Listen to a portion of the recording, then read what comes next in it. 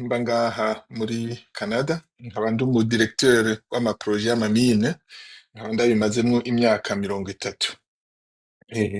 Hanyuma nk'uko bagize introduction, mu bisanzwe jewe iminsi yose vyama binezera mbonye ikintu nomarira cane cane igihugu canje, igihugu canyibarutse aribwo Burundi. Muri iki kiganiro tuza kugira uno munsi, nashaka kuvuga ibijanye n'ico bita potentiel y'Uburundi. Ni ukuvuga kado Imana yahaye Uburundi. Mu bintu nyamukuru Imana yahaye Uburundi harimwo ubwa mbere les ressources naturelles. Ubwa kabiri hariho lac Tanganyika nk'uko muyizi ari iya kabiri après le lac Baikal kugira ubunini n'amazi fresh meza. Icya gatatu Imana yaduhaye ni ukugira la jeunesse yuzuyemwo ingoga zishobora no gusuguma umusozi nkaheha ukasuguma kubera ibiguvu ukamanura gushika kuri lac Tanganyika. Muri ivyo bintu bitatu rero Imana yahaye, bien sûr hariho n'ibindi ushobora gushiramwo ngo climat, ngo hasa neza hararyoshe, egome nivyo, ariko nyamukuru bituma iterambere rija imbere n'ivyo bitatu.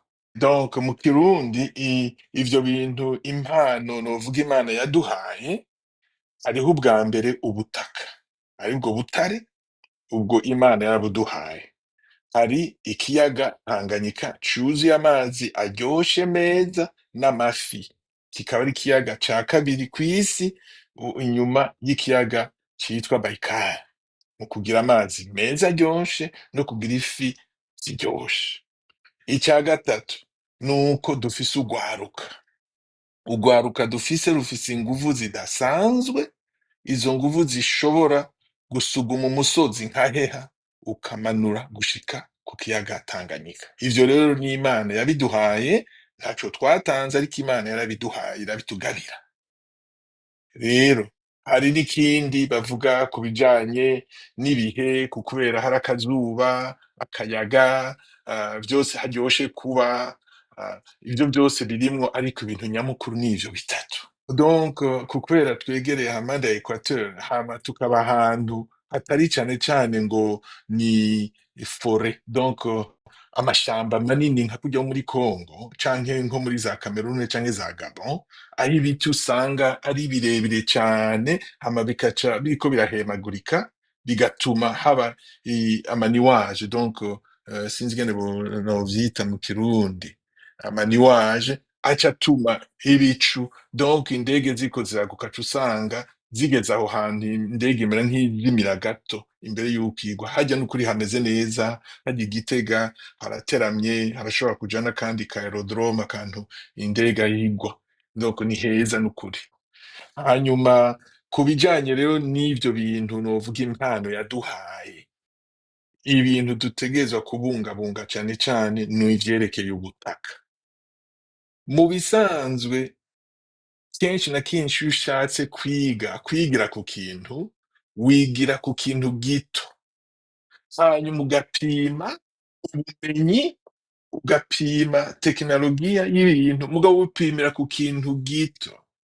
C'est-à-dire, nshatse gusigura iki? Nshatse gusigura mu butare Imana yaduhaye harimwo Musongati, harimwo Waga, harimwo Nyabikere. Ivyo rero ivyo uko ari bitatu birimwo ubutunzi bukomeye bukongera bugakomera incuro zitatu. Uretse ko vyose uko ari bitatu, Musongati, Waga na Nyabikere, bingana n'icicumi nka cumi, ivy'ijana cumi, arivyo bita 10% ya nikele yose yo kw'isi. Muri ivyo bintu ko ari bitatu, harimwo le fer, no bayita ngwiki, mbega bayita ngwiki, ivyuma, harimwo ivyuma biri muri Musongati bingana n'ivyuma umuntu yokwubaka indarayi za Afrika nka yose. Ivyuma biri muri Musongati nukuri, ego yokubaka ibi amabarabara y'indara yose ya Afurika birimwo. Kuko musongati yonyene uriko urayimba, urashobora kuyimba imyaka irenga 100, wimba kira ku munsi, wimba usarura usarura usarura. Nico gituma rero ibintu vyose Imana yahaye Uburundi, umuntu wese ashatse kubikoresha no kugenda hange akirinda kugira amakosa. Rero mu buryo mvuze kwirinda amakosa, ni kwirinda kugira amakontra atariyo, ugasanga uriko uricuza waramaze kugira izo kontra. Ni ukuvuga ni ukuryobora ryobora ukabaza n'abandi bose ati mbega ibi mumbona bibona isawa, kandi bijya bintu umuntu yinyegeza ukwiwe akagereza kubiraba ukwiwe ukamenga ni ibintu biraba itongo ryiwe. Oya, ibi ni biraba igihugu cose, n'amatungo araba igihugu cose, araba bose. Abantu bategerezwa gufata umwanya uhagije bakiga bagatahura muri aya makontra Uburundi buzokuramwo iki, tuzosigaranamwo iki. Rero ntarandiriye nashaka kubabwira ibiri muri izo nokwita concession, arizo bita ibibanza, yaba Musongati yaba Waga Nyabikere, kuko nivyo nyamukuru mu bisanzwe. Sindiko ndavuga ko arivyo vyonyene, oya, hariho na vanadium na titanium harya i Gitega impande ya Waga iriho. Hariho vanadium ni icuma gikomeye, na titanium nivyo bakoresha mu mamoteri y'indege, kuko biraremeye n'iyo ubushuhe, urabona nk'icuma gishushe gushika ku temperature, ku bushuhe coco ugasanga gihinduka amazi. Ariko vanadium na titanium ni ibintu kugira ngo birinde bihinduka amazi uba wakobeje kabisa. Nivyo mu mamoteri akomeye y'amato akomeye, amamoteri y'ibintu nk'ibigendajuru bita amafize, amamoteri y'indege bakoramwo.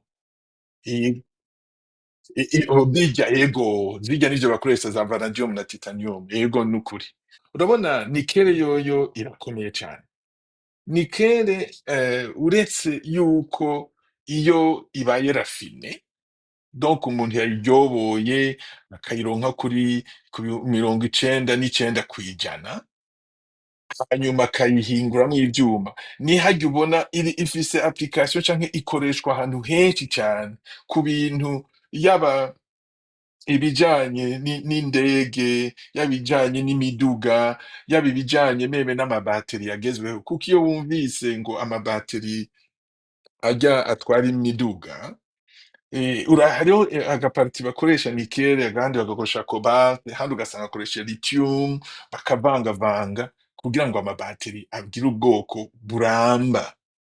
Nka application kenshi usanga kenshi bakunda guhera muri application canke aho babikoresha ni mu gisoda. Ugasanga nk'umuntu w'umusodeka aragenda afise ku mugongo ahantu agumanya bateri ikoresha ivyuma akoresha muri telecommunication n'ibindi. Iyo bateri imara umwanya muremure igahera haheze iminsi indwi n'indwi. Donc ivyo ni ama application zikomeye cane. Naho muri izo ko ndavuze ko ari zitatu, nickel iruzuye, cobalt irimwo, cuivre umenga ni umuyumbu mu kirundi, umenga niko bayita umujumbu, irimwo. Naho cobalt nayo imeze co kimwe na nickel, kuko bazita les métaux sœurs, urumva ni biregeranye umenga n'abavukana mu ma caractéristique. Cobalt nayo irazimvye gato, gusa si gato cane, irazimvye nka nickel. Itoni riri purifiye gushika kuri 99% igurwa nk'ibihumbi 15 kw'isoko mpuzamakungu, ariko cobalt irazimvye igera nko ku bihumbi 20 birenga. Ariko bifise co kimwe navyo bikoresha mu mabateri, bikongera bigakoresha muri tekinoloji, mu ndege, mu miduga, muri birya vyuma ubona barabisha, bavuga gute, birya usanga amatableau de bord, sinzi ingene bavyita mu kirundi. Okay. Donc bifise application ikomeye cane. Donc harimwo cobalt, navuze harimwo cuivre, mais cane cane lofere ubuta aribwo wavuze lofere wavuze ni gute mu kirundi icyuma.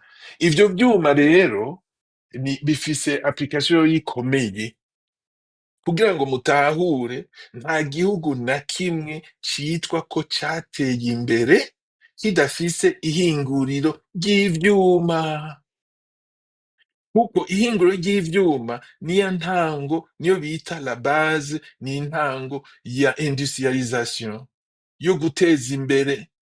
Rero ukubera ivyuma ari ngirakamaro, uretse ko vyubaka indarayi twese twifuza ko tuza turacisha ko ayo matereni, ibintu byose bijanye n'imiduga, ibintu byose vyitwa ibibugita, amawuti yo gukora mu mirima, amasuka, ibiki vyose biva muri ivyo. Ikintu cose naho yoba ari feri afise base, aho rero ni muri application isanzwe industrielle.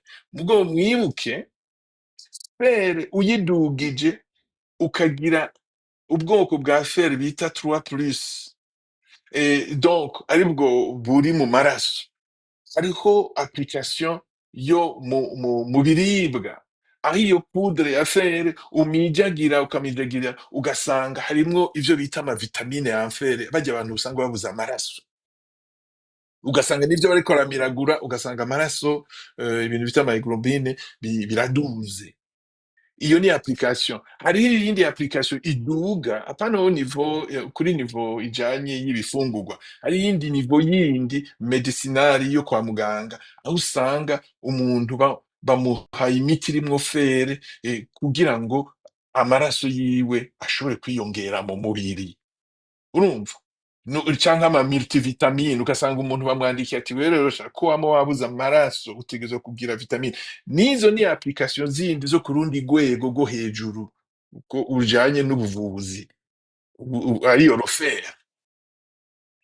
Hanyuma ntarandiye, hariho iyindi parti muri izo concession zose navuze za Musongati, Rwagara, Nyabikere, ivyo bita PGM. Ni ivyo bita PGM, ni platinum group of metals. Ni ukuvuga ni umugwi w'ubundi buntu bufise agaciro ntangere bureka kungana n'inzahabu ariko bita nka platinum. Muramura bakora amakupe du monde canke amakupe ya mu competition, ugasanga zimwe zakoze mu ma palladium, izindi mu ma platinum, n'ubundi bwoko bw'izo ni n'amaminere ayagayaga, si menshi cane ariko arimwo hariya indani. Kandi ibi bintu tubiryamanye